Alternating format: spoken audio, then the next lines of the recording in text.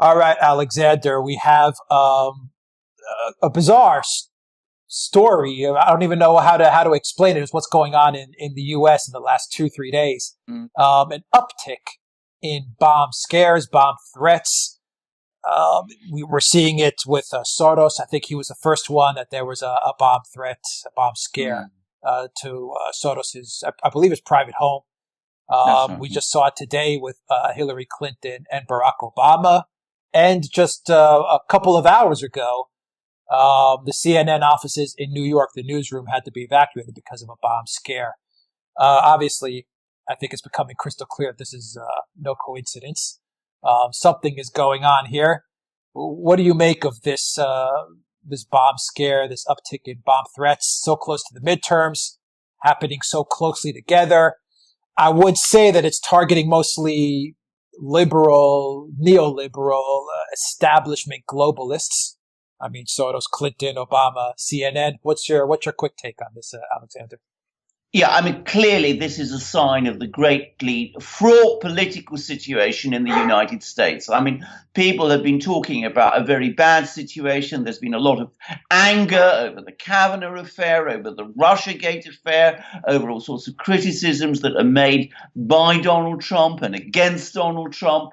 So things have been very fraught in the US, and someone or some group, because this looks to me more like the work of a group than of an individual, somebody's done some research. They've put together some sort of bombs. They're called pipe bombs. They're quite small. They've been sent to all of these people who are prominent liberals, globalists, anti-Trump people. CNN is, of course, the news media TV channel that has been the strongest proponent of the whole Trump Russiagate story, which we've been calling a hoax, and which undoubtedly is a hoax. And of course, this is all happening, as you rightly said, just before the midterms. Now, the obvious explanation is that it's some conservative right-wing person or group of people who are very angry about these people. Unfortunately, there's also going to be conspiracy theorists who are going to say, and this is all happening too close to the midterms. The gap between the parties, the Democrats and the Republicans, was narrowing. So this is somehow being done by somebody else to try and increase sympathy for the Democrats and to blame Trump and the Republicans for a spike in violence. There's been talk of this being terrorism in order to attract support back to the Democrats. And I'm afraid that's inevitable in a fraught situation of this kind. We will see what the investigations come up with. But it is important to say that Donald Trump and Mike Pence, Vice President Mike Pence, have unequivocally condemned this incident and what's been happening. Yeah, I think that was a good move for Pence and Trump to condemn it. And just to go to this kind of, I guess it falls under the theme of October surprise, and I'd like to hear your opinion on it. And you mentioned conspiracy theories. And we usually don't go down the path of Duran of conspiracy theories too much, but I do want to go down that path a little bit on this quick take video with you, Alexander, because I was reading some tweets where they were talking about the caravan that's heading up from Honduras and from Central America to the U.S. border. And Michael Moore and some other prominent, anti-Trump liberals were, Bette Midler actually tweeted about this as well. We're saying that this is a Republican engineered tactic to get, caravan of 15,000 migrants to the border in order to rally Trump's base. So in other words, they were saying that their conspiracy theory was that Trump is doing this and he's paying all these people from Honduras to come to the U.S. in order to rally the base.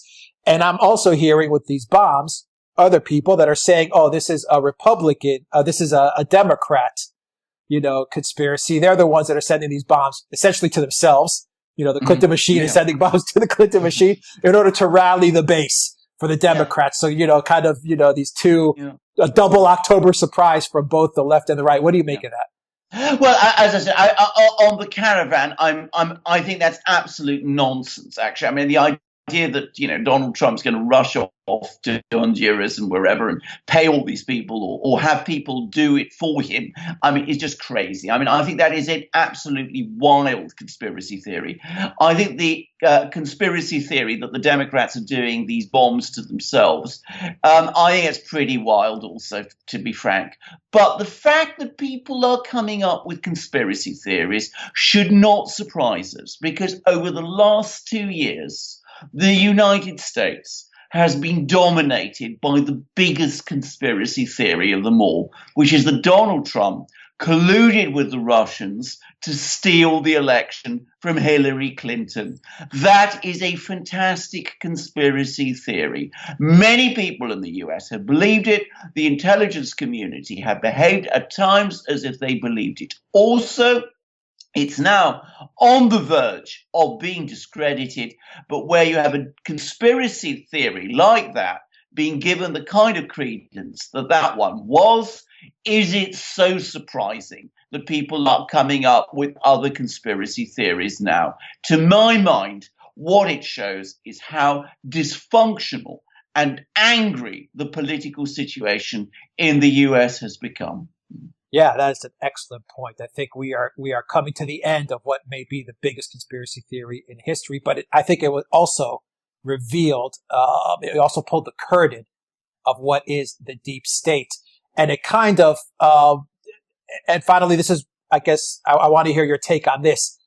What that one hoax did reveal was that the conspiracy theory about a deep state was indeed correct. So the one hoax was exposed, but it revealed a conspiracy theory that proved to be spot on, which is the deep state.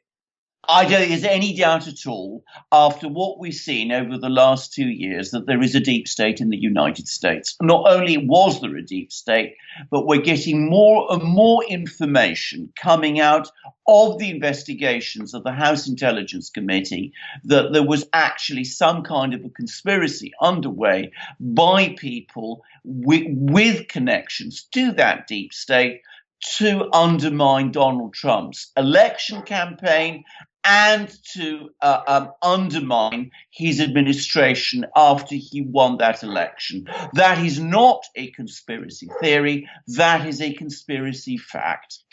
And very, very quickly, Alexander, because this story is so wild.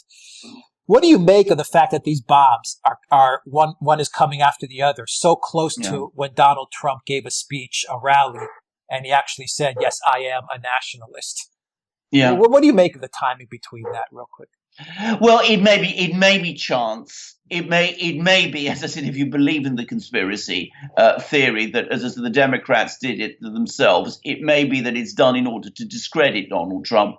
And in response to that speech, to my mind, what it shows is that this is a carefully organized thing, that these bombs are being sent by a group of people, not just by one person acting alone. I would be surprised, frankly, if it was one person acting alone. This looks an altogether too sophisticated operation to be that. But as I said, I think if we're looking for motives, we should wait for the results of the investigation, because we just don't have enough information at the moment. And would it be fair to say, because you mentioned they're mostly pipe bombs, that these aren't meant to do a lot of physical damage, but more media damage? Would that be a right assessment? I think that is true. And what I've heard is that one of these so-called bombs actually wasn't a bomb at all. In other words, it didn't contain any explosives. So that does make it look very strongly as if this was an attempt by someone or some group of people to grab attention and to make headlines. And of course, with the midterms only 3 weeks away, one has to wonder as to the motives of that. But as I said before, let's wait for the results of the investigation. Let's wait. It's a bizarre story. And over the last 2-3 years, politics in the US never ceases to be bizarre. It's getting more and more bizarre all the time. I can't remember anything like this happening in an election campaign in the US before. And we still have 2 weeks till the midterm, so God knows what we're going to see next. We absolutely do. We absolutely do. God help us. We certainly do. We'll be here to cover it. Alexander Mercouris, we certainly will. Thank you for your quick take on the recent bombs that have been hitting CNN, Obama, Clinton, and the infamous George Soros. Guys, click on the notifications bell, click on the subscribe button to subscribe. Also go to the Duran shop, buy a t-shirt. It really helps us out, and donate to our PayPal and Patreon page. Alexander Mercouris, editor-in-chief of the Duran. Thank you for your quick take.